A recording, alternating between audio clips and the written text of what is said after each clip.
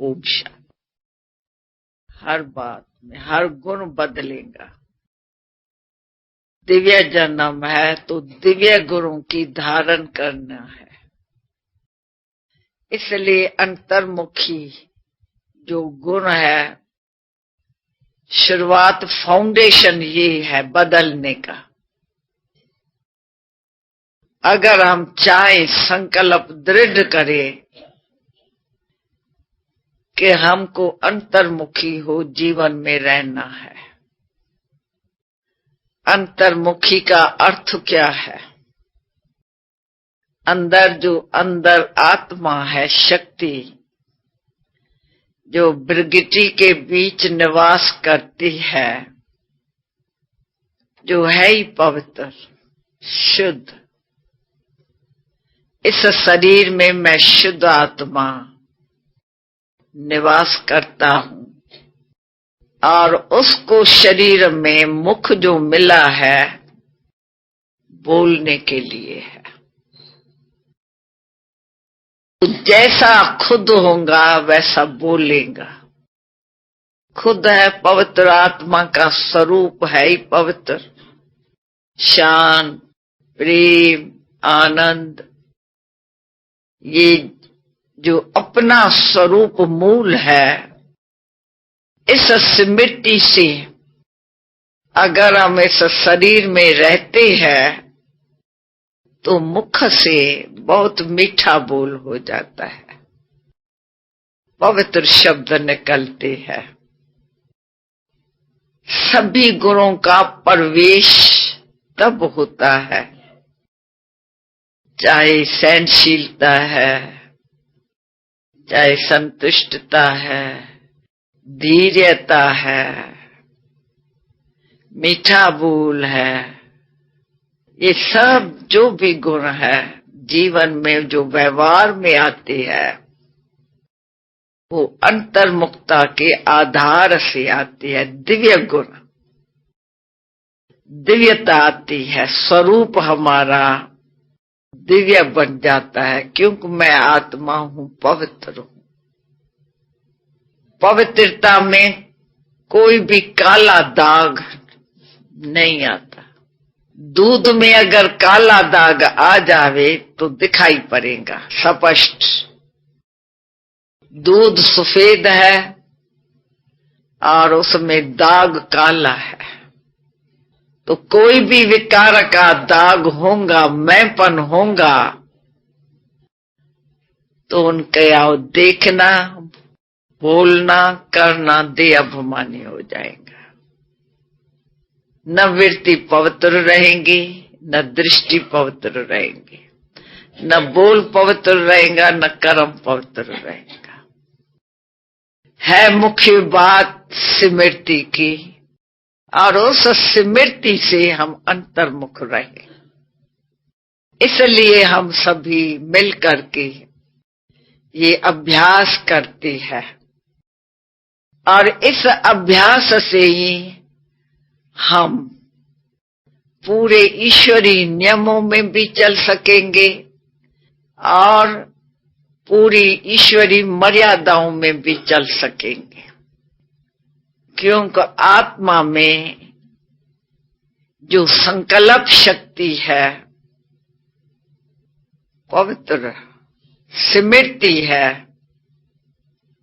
बुद्धि शुद्ध है, भटकती नहीं है, एकाग्रचित है। तो इससे विवेक जो है मनुष्य में, उसकी विवेक की जजमेंट ठीक हो जाती है, क्योंकि नॉलेज है आत्मा में। नॉलेजफुल द्वारा जो नॉलेज ली है, पाप क्या है, पुण्य क्या है, राइट क्या है, रॉन्ग क्या है, उस नॉलेज के आधार से उसकी बुद्धि जो पवित्र शुद्ध हो गई है तो जजमेंट बहुत अच्छी देती है। चाहे अपने लिए रियलाइज करती है, सेल्फ को रियलाइज करती है, गॉड को रियलाइज करती है, चाहे दूसरे को भी रियलाइज कर सकती है। दूसरे की भावना शिव बाबा के लिए क्या है, अपने लिए क्या है, दूसरों के लिए क्या है, रियलाइजेशन उसमें सहज आती है। और जितना रियलाइज करता है उतना परिवर्तन आता है। देखते देखते बदल जाता है इंसान। आज क्रोधित है, कल अति मीठा भी बन सकता है। जो बहुत टाइम से विकार है वो बदल कर एक दिव्य स्वरूप से फरिश्ता भी हो सकता है। बदलना ही है, पर इस आधार से नॉलेज इज पावर। जो बाबा हमको ज्ञान दे रहा है रियल शक्तिशाली है, सागर है। उस नॉलेज के आधार से हम बहुत अनुभव कर सकते हैं। अगर यही चिंतन हमारा बहुत टाइम से चलता रहे, बाबा की जो श्रीमत मिलती है उसका हम अभ्यास करें, कैसे जीवन में हर बात को लाएं। पर अंतर्मुखता जब तक नहीं होंगी तो बाबा की महावाक्य अथवा श्रीमत एक कान से हम सुनेंगे, दूसरे कान से चली जाएगी। इसमें हम पाप के भागी हो जाएंगे, पाप कर्म बढ़ेगा। क्योंकि सेवा कौन करता है? हमारी गॉड फादर है, हमारा पिता बच्चों की सेवा में आया है। तो हम बच्चों ने क्या रिटर्न किया? या बोझ ही लिया, पाप ही किया। हम नहीं माना बाबा को, जो बाबा ने बोला हम नहीं करते हैं प्रैक्टिकल में, तो पाप कर्म बढ़ता है। इसलिए हमारा पूरा ध्यान श्रीमत पर अंतम घड़ी जरूर होवे, और श्रीमत का पालन वो करेगा जो अंतर्मुखी रहेगा। अंदर आत्मा मूल स्वरूप में जो स्थित होगा, वो मुख से, इन आंखों से, शरीर के, ये बाहिर्मुखता की आंखें हैं। भाई आंखें देखती है, लेकिन क्या देखती है? आंखें शरीरों को देखती है। आंखें भी बाहर में है तो शरीर भी बाहर है, तो आंखों का ध्यान शरीर में जाता है। लेकिन न मैं आंख हूं न मैं शरीर हूं। अंतर आत्मा मेरा स्वरूप शुद्ध पवित्र है, ज्योति बिंदु हूं, लाइट हूं।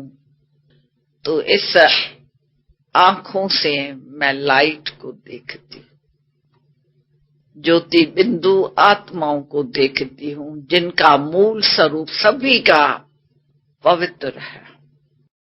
तो वृत्ति, दृष्टि, कीर्ति, कर्म श्रेष्ठ हो जाएगा।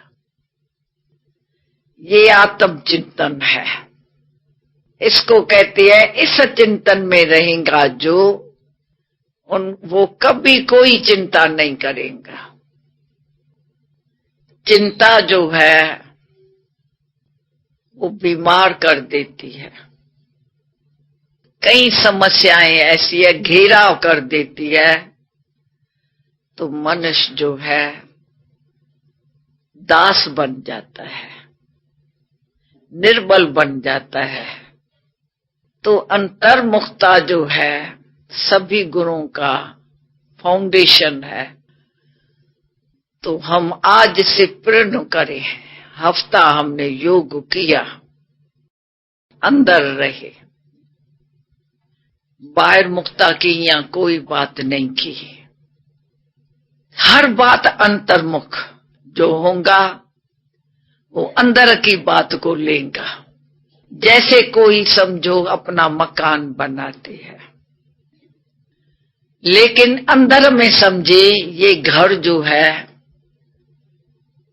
किसका बनाए रहा? बाबा का। बाबा को बिठाना है घर में। जैसे हमारा घर परम धाम है, तो परम धाम में हम रहते हैं और बाबा रहता है और पवित्र आत्माएं रहती है। इस घर में भी हम आत्माएं जो रहेंगी, पवित्र रहेंगी, और बाबा को कमरे में बाबा को भी रखेंगे साथ, बच्चों के साथ बाबा है। ऐसे न होवे उसमें अपनी आसक्ति आ जावे, ये मेरा घर है, ये बच्चों को ये कमरा दूंगा, इस बच्ची को ये दूंगा। उस संस्कार से, बाहिर मुक्ता के संस्कार से कोई मकान बनाता है तो कर्म बंधन टूटेगा नहीं। जो करता है देहधारी को याद करके करता है तो कर्म बंधन मुक्त बनाने वाला शिव बाबा है। इस समय विश्व बदलनी है, हम बदलेंगे तो हमारे संकल्प स्मृतियां बदलनी चाहिए। अभी कोई भी संकल्प देहधारियों के लिए नहीं होवे, बाबा के लिए है। तो हम बदलते जाएंगे अंदर, कर्म बंधन हमारे सब टूटते जाएंगे। कोई भी कर्म करते हैं तो ये संकल्प और स्मृतियां बेहद बाप की तरफ, बेहद घर के तरफ, बेहद राजधानी की तरफ जुड़ी रही, तभी बदल सकती है। अब इसमें अंतर्मुक्ता तो चाहिए ना। बदलने के टाइम हम अंदर की बात है, बाहर की नहीं है। तो इसमें बाबा तभी कहते हैं एकांत चाहिए, मनन चाहिए, चिंतन चाहिए। अब आके टाइम पूरा हुआ है, अब ना अंतर्मुख होंगे, कब होंगे? इस पुरानी दुनिया से गायब रहना है हमको, गायब। देखते हुए हम देखते नहीं है और दूसरे को भी हम न दिखाई पड़े। हम माना ये शरीर जो है सबको दिखाई पड़ता है, लेकिन हम आत्म की स्थिति में चलेंगे, जाएंगे दफ्तर में, घर में रहेंगे, चाहे बच्चे है, चाहे संबंधी है, चाहे दफ्तर वाले है, चाहे आम मनुष्य है, हमारे शरीर को नहीं देख सकते हैं। हम ही नहीं है शरीर, तो शरीर को कौन देखेगा? हमारी स्मृति में नहीं है, हमारी स्मृति में है लाइट हूं। ये अभ्यास करे जो न मेरे को शरीर की अनुभूतियां होवे न दूसरे को। तभी कहा जाता है पिछाड़ी टाइम पेपर आता है, क्योंकि अंत में आके विकार जो है, बाबा कहते हैं मनुष्य वश से बाहर हो जाएगा। इतना ये विकार जागृत तो होगा क्योंकि उनके जो साधन बनाए है विकारों के, टीवी, पिक्चर्स, नॉवेल्स, खाना पीना, सब विकारी है। ऐसा बुद्धि को जाके करता है जो मनुष्य इस विकारों में न देखेगा दिन, न देखेगा रात, न देखेगा पुरुष को, न देखेगा स्त्री को। उनको विकार ऐसा सताएगा जो पूरा दास बन जाएगा। अगर बाहर मुक्ता में रहा तो हालत खराब आने वाली है। ऐसे नहीं हम योग में बैठे हैं विकार बंद करने के लिए, बंद हो जाएगा, हमारा बंद होगा, हमारे परिवार में बंद होगा।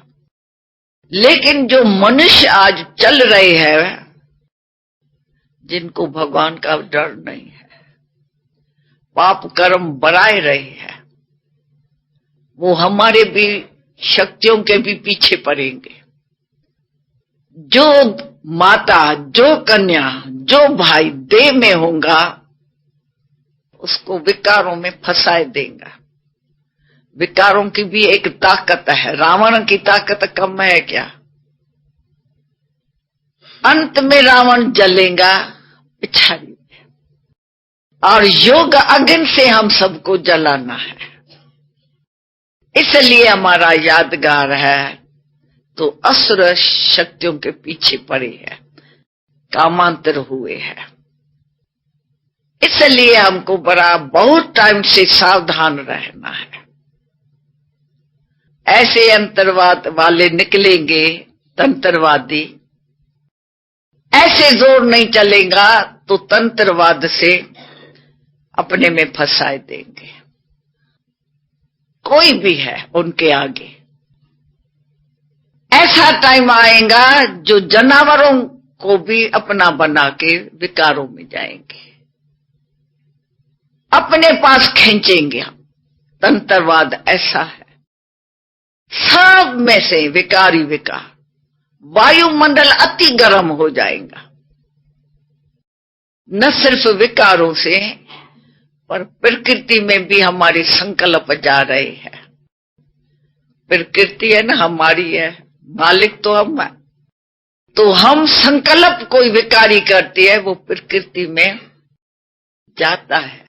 ये दूषित प्रकृति क्यों हुई है, क्यों बीमारियां इतनी आ गई? कर्म भ्रष्ट किए हैं, प्रकृति भी दुख दे रही है। और बाबा कहता है पिछाड़ी में ऐसी बीमारियां उठेंगी, मनुष्य अंधे हो जाएंगे, आंखें निकल जाएंगी, शरीर बीमार हो जाएंगे, चल नहीं सकेंगे। विकार है ना, अति विकारों की। तो मनुष्य जो विकारी बनता है उनका असर प्रकृति के ऊपर भी जाता है, क्योंकि ये वायुमंडल में घूमता है हमारे संकल्प। तो इतना टाइम हम सब विकारी होके रहे हैं, तो ये सारी प्रकृति दूषित कर दी हमने। अब भी जितना हम योग करेंगे तो समझो हम हमारे संकल्प कुछ जाते हैं प्रकृति में शुद्ध, तो हमारे को इतना नहीं कर सकेंगी, क्योंकि हम उनके लिए प्यार है। प्रकृति भी शुद्ध हो गई, आत्मा शुद्ध हो गई।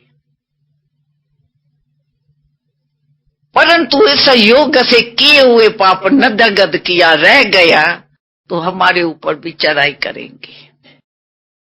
इसलिए ये योग अग्नि प्रज्वलित करनी है हमको, कैसे भी प्रकृति दुख न देवे। समझो प्रकृति को कोई कुछ कह भी नहीं सकता है। कोई किसको तलवार मारता है तो जेल आ जाता है, लेकिन प्रकृति के तरफ से अर्थ कोई को होवे, बाढ़ आ जावे, आग चारों तरफ हो जावे तो क्या होगा? तमोगुण से वो भी करी हो जाती है। जैसे कोई को क्रोध आता है तो किसको देखता है क्या? बदले की भावना लेनी होती है उसको। उस टाइम कोई अच्छा संकल्प आएगा, मनुष्य की वैल्यू पता थोड़ी पड़ता है, मार डालता है, फोर्स आ जाता है विकार का। ऐसे प्रकृति भी पिछाड़ी में जब सारी दूषित हो जाती है तो वो अपना दिखाती है करारूप। तो हमको है बचना, हम न्यारे है दुनिया से। हमारे ऊपर कोई कोप न करे, न असुर हमारे पीछे पड़े भी पर उनको शरीर न दिखाई पड़े, क्योंकि हम शरीर है ही नहीं। जब ये हमारे में अभ्यास बन जाएगा, कोई को शरीर दिखाई नहीं पड़ेगा, ना हमारे को कुछ कर सकता है कोई कुछ। और ये लाइट देख देगा, आएगा विकारी होके हमारे पीछे कामांतर होके, परंतु उनको लाइट दिखाई दे। और आपको मालूम है थोड़ा थोड़ा जब भोपाल में भी आग लगी थी, हमारी बहनें थी बच गई, अर्थक्वेक हुई थी बच गई, और कहीं कुछ हुआ पर बहनें बच गई। फॉरेन में जापान के तरफ अर्थक्वेक हुई, कईयों के मकान गिरे, ये हुआ, बहनें बच गई। क्योंकि वायुमंडल बहनों का अंदर योग युक्त है, सारा टाइम सेवा के संकल्प है। दुनिया में रहती है पर दुनिया के, इस पुरानी दुनिया से कोई हमको कुछ नहीं चाहिए। पुरानी चीज मानना क्या, जली हुई चीज, उसको हाथ लगाएंगे वो हमको जलाएगा। तो इसमें आसक्ति हमारी है ही नहीं। जिसको कोई इच्छा नहीं है पुरानी दुनिया से, कोई आसक्ति नहीं है, नहीं कर्मेंद्रियों, वो बच जाएगा। पर यही अंतर्मुख होके योग में रहे। कब रहेगी, बाकी काम रहता है। इसको कहते हैं देखते हुए नहीं देखना, सुनते हुए नहीं सुनना। उसका चिंतन न चले, कुछ हम बाहर की बात हमारे कान में आवे भी, चिंतन नहीं। ड्रामा के ऐसे हम ड्रामा के उसमें खड़े रहे, 1 सेकंड बीता 5000 के बाद 1000 के वर्ष रिपीट होता बिंदु हो जावे तो जमा हमारे संकल्प होंगे। ड्रामा बहुत जरूरी है हमारी धारणा में, पढ़ाई है ना, इससे शक्ति मिलती है हमको। अचल एक रस अवस्था बनेगी। जिसको ड्रामा स्मृति में होगा, चलते फिरते व्यवहार में, वो बन सकता है। तो थोड़ा ये जो हमने 1 हफ्ता का पाठ रखा, इसमें कईयों को अच्छा लाभ मिला। एक बहन लिख के अनुभव दे के गई, बहुत अच्छा अपना अनुभव, आज वो चली गई है, अच्छा लाभ प्राप्त करके गए हैं। इसलिए चाहे योग का नहीं भी है, पीछे 18 जनवरी आनी है, तो भी हमको मूवी में ये कनेक्शन जोड़ते चले। और बाबा का 18 जनवरी स्मृति शक्तिशाली है दिन। बाबा हमको सारी शक्ति अपनी देके गया है और खुद वतन से सेवा कर रहा है। तो हमको भी ऐसा शक्तिशाली वतन के बाबा से वतनवासी होके सेवा करनी है, ये हम दृढ़ संकल्प। अच्छा, ओम शांति।